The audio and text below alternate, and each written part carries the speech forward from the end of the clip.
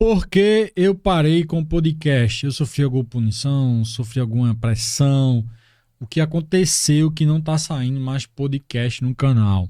Vou explicar sobre tudo isso no vídeo de hoje. Mas antes quero falar para você o seguinte: eu não sofri nenhuma punição da instituição, né? Porque eu sempre zelei, eu sabia até onde eu podia ir.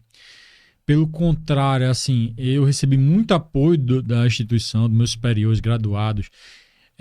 O subcomandante veio aqui fazer um podcast comigo, então eu recebi muito apoio, muitos elogios de todos me apoiaram. Há alguns poucos que têm inveja e criticavam meu podcast e torcia contra. Isso sempre vai acontecer. Mas qual foi a primeira dificuldade que eu tive no podcast? Foi a criação. Então eu tive a ideia, antes mesmo de qualquer podcast policial surgir, assim que começou o Flow, eu tive a ideia de criar o podcast. Só que tudo era muito caro. Esse microfone aqui é caríssimo, né?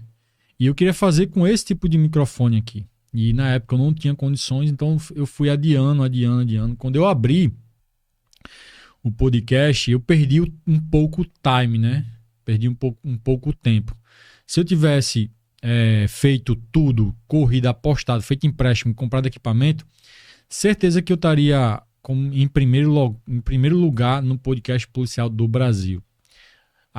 O que aconteceu foi realmente a perca de time. Mas mesmo com essa dificuldade, a gente chegou a ficar em terceiro maior podcast do Brasil. Em vários temas, a gente ficou em primeiro lugar. Se você botar podcast Cangaço, a gente está em primeiro lugar no Brasil. Vários temas, a gente ficou em primeiro lugar no Brasil.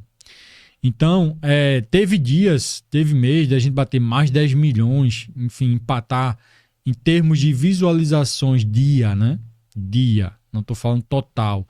A gente chegou a empatar com o Flow, né? Em visualizações dia. Então, assim, a gente teve uma repercussão grande, gigantesca, né? Então, fui para Brasília, o pessoal querendo bater foto e tal. Mas qual foi a maior dificuldade? Primeiro que, se você olhar os primeiros episódios, a dificuldade de arrumar convidado local. Porque o policial do Nordeste, ele faz muito e não gosta de falar. Lógico que eu não estou generalizando. Vou falar outras forças aqui, mas não estou generalizando. Existem 3 tipos de policiais. Existe o policial que faz muito, não gosta de falar, não gosta de aparecer. Existe o policial que faz igual, faz muito, e gosta de aparecer e gosta de falar.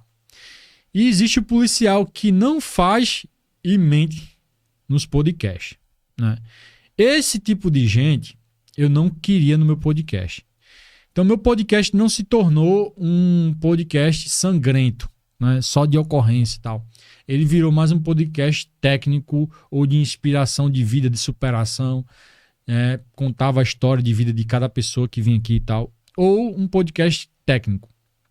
Fiz um podcast sobre saúde mental fantástico, com 2 psicólogos da PM aqui, fantástico. Fiz podcast com o delegado da Receita Federal, o Willow, assim, um cara fora da curva, né? Então, Queiroz, mas se é tão promissor, se estava indo tão bem, por que você parou? A dificuldade de arrumar convidados. Porque os policiais que falam mais são de São Paulo, Rio de Janeiro e Brasília. Então, esse é o eixo, e eu não estava inserido nesse eixo. Ou eu saía, largava tudo e ia morar em São Paulo com minha família, ia dar certo, o podcast ia dar certo, mas assim, quando você tira a família de perto das irmãs, da mãe, do pai, enfim, é uma complicação grande. Então, eu não tive como me mudar para lá. Cheguei a cogitar isso, né? Então, o podcast que está inserido em São Paulo, Rio de Janeiro, e onde pronto, os policiais da Bahia também falam bastante, faz e fala, né? Mas para trazer para aqui para o Rio Grande do Norte é a mão de obra. Fiz alguns podcasts com pessoas de fora, porque eles vieram de meus próprios para cá, né? Então, eu tive essa dificuldade, foi uma das dificuldades. O policial do Nordeste, ele não gosta de falar as ocorrências dele. Não gosta. Então, eles vinham mascarados, né? Vinham com máscara, ou vinham muito travado, porque não queria, tal, com vergonha. Enfim.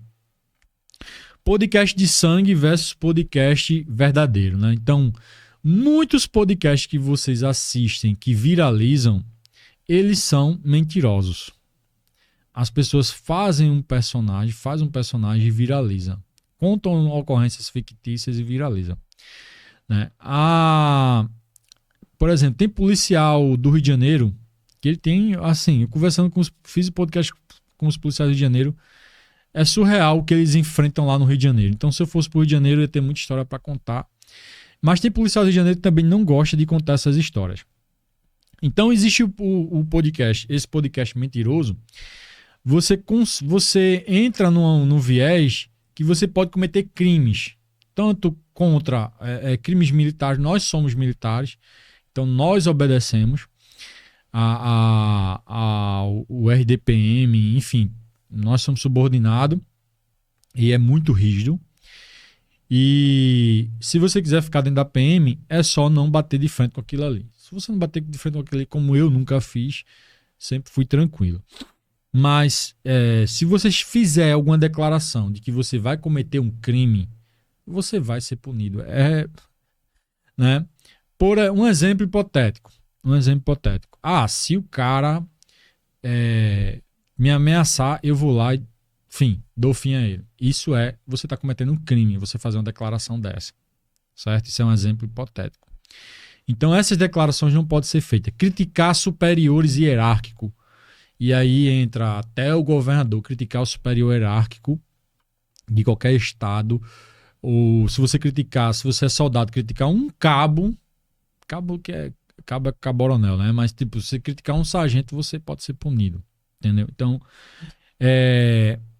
muitos policiais cometeram crimes em podcast, falando algumas coisas, né? Então, quando recebi o convidado aqui, eu já falava para ele, vamos fazer isso, fazer aquilo.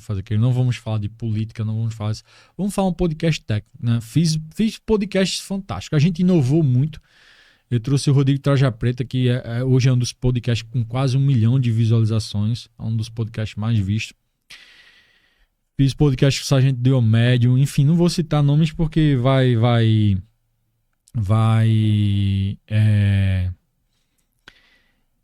enfim, vou ser injusto, mas até me emociona aqui porque era uma coisa que eu gostava de fazer. Se eu voltar ao podcast, eu não vou voltar mais com um podcast policial, vou abrir para outros temas, né? E quem sabe em outro canal. Esse aqui é o canal que eu vou continuar falando de concursos públicos, porque vários podcasts estão sendo processados pelo Ministério Público Federal, né?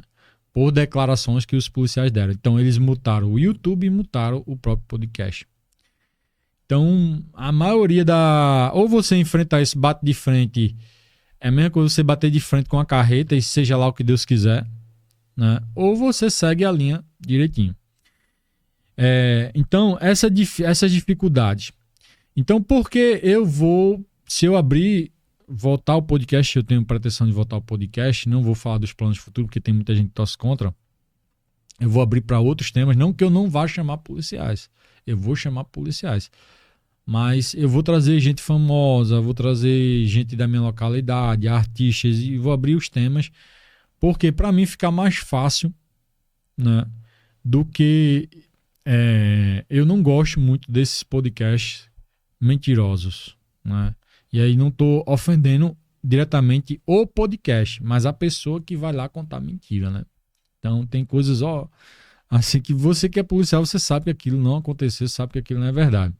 Então, pessoal, foi isso que aconteceu, né? É muito difícil, você tem que ter muito cuidado, porque o que o convidado falar cai sobre você. Então, a gente, paralelo a isso, abriu a CFP Concursos. O canal sempre foi voltado para concursos públicos. E é uma paixão que eu tenho falar de concursos públicos. E eu espero que os fãs do podcast compreendam a minha situação e entendam por que eu parei os podcasts. Um abraço a todos, fiquem com Deus.